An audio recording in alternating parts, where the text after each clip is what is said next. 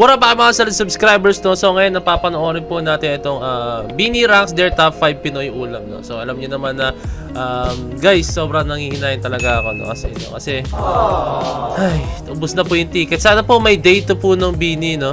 Sana po may day to and maka-order tayo, no? And actually, yung nag-order po is yung kagrupo ko po, no? And hindi ko lang kung saan siya ma-order, pero sabi ko sa kanya, isabay na niya ako, no? And ayun lang, so sad lang, no?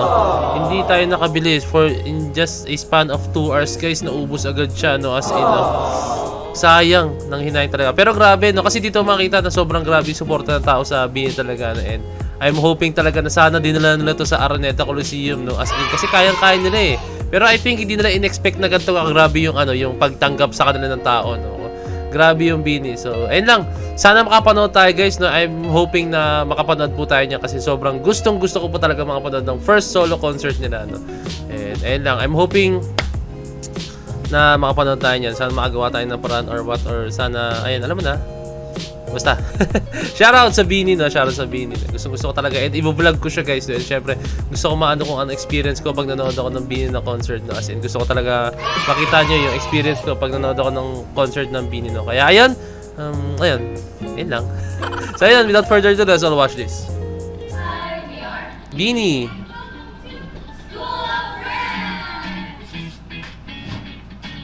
School of Rank. Kung alam nyo School of Rock, no?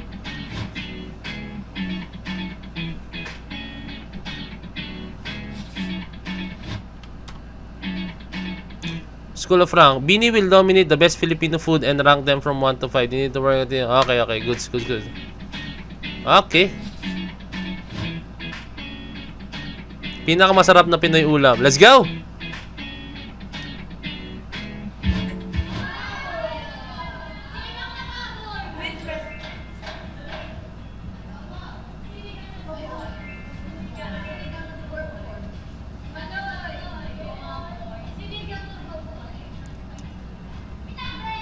Pinakabit. Uy. Kimchi fried rice. Pinoy ba yun? Ako, guys, lechong kawali. As in. Bicol Express. Damn. Ay, sisig.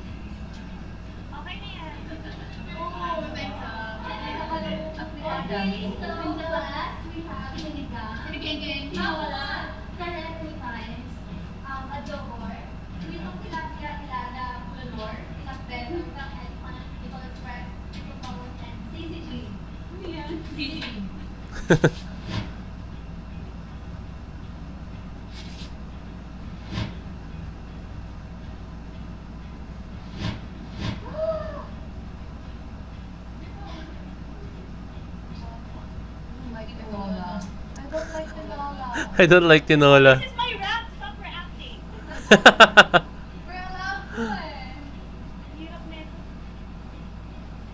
Siya ang in charge. Okay, so walang say ang mga ating Bini. Kasi Stacy bahala.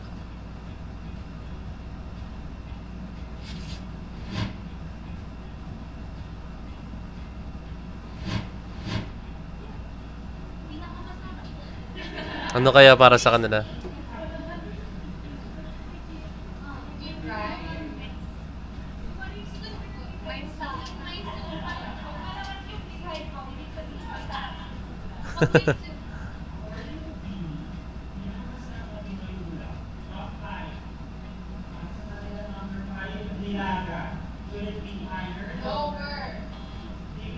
Sarap-sarap ng nilaga. Goods yan, sisig.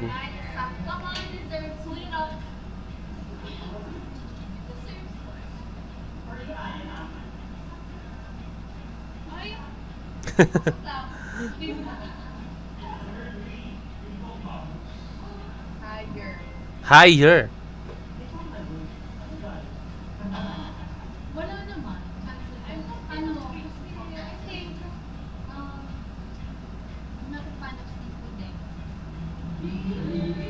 Ako, I'm not a fan kasi allergic ako. Pero sa hipon lang. Ngayon lang.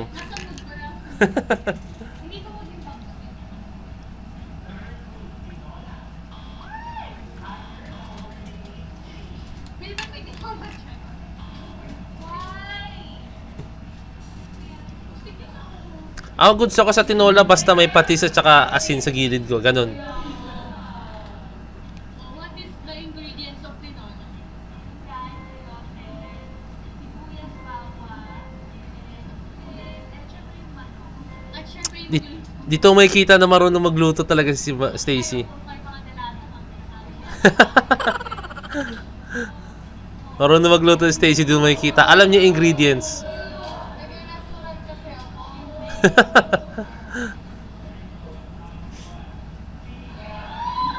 Ngayon alam niyo na guys, no, kung sino ang magluluto sa kanila pag halimbawa na-stuck sila sa isang lugar, no, Charan challenge.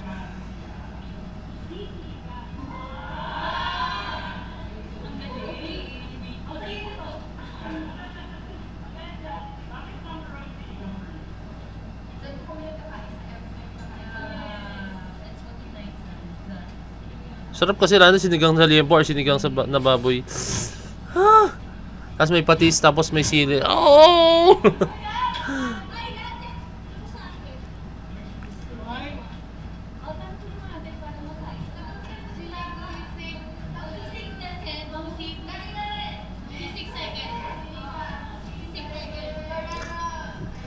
Carrera. Kare-kare.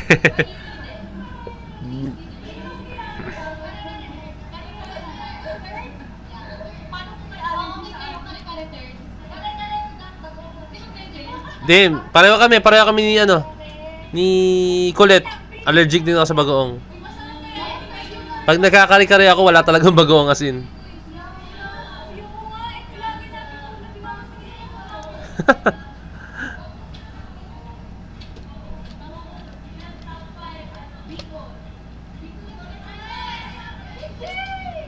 Bicol Express, ang sarap-sarap. Pero depende sa luto. Kasi may ibang Bicol Express na hindi masarap eh. Masarap yung Bicol Express pag yun talagang gata talaga siya na totoo. Express, hindi maanghang for me. Ayan, hindi maanghang for me. Uy, yun ngayon nagpapasarap sa Bicol Express eh, yung anghang eh. Ay, ito.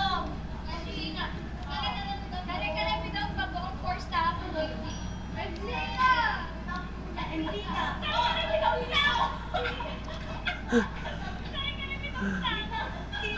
Sisig without mayonnaise for sure. Ah, si Joy hindi nag-mayonnaise si Sisig. Only for Sina. Parang nag-order na tayo, no?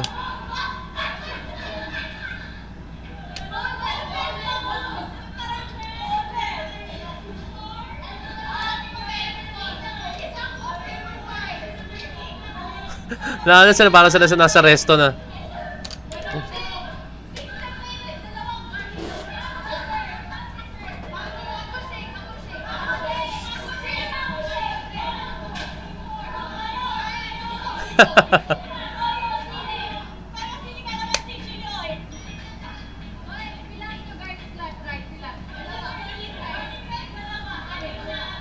Parang order talaga sila ng pagkain, guys.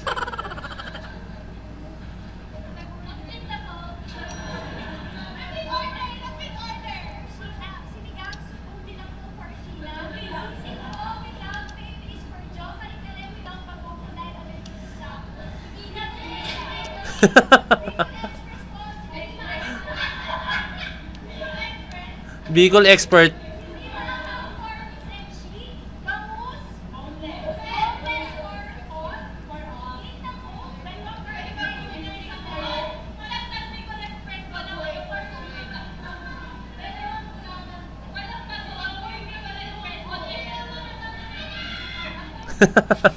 Agad si Joanna. Pinakamasasarap na ulam for Pini. Number 5. Bangus na ole for all. Number 4. Bicol Express. Hindi maanghang for Pini. Number 3. Without bagoong. For Stacy and... Lagi may kondisyon sila eh, no? Tawa si Mika eh.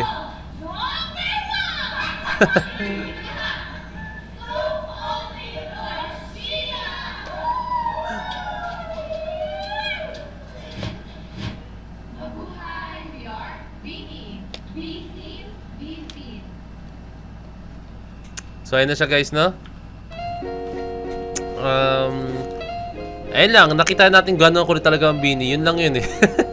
Pero kasi guys, sobrang nakakamiss yung ganito mga moments sa Bini, yung mga vlogs nila. Tapos mga saya-saya lang talaga, good vibes. No? Kasi mostly nakikita na ng Bini is talagang, serious type talaga sila. Lalo na sa pagdating sa mga, mga performance. Pero maganda yung ganito, meron silang mga icebreaker na and sobrang namiss ko yung ganito manood ng vlog ng Bini. No? So meron pa to, no?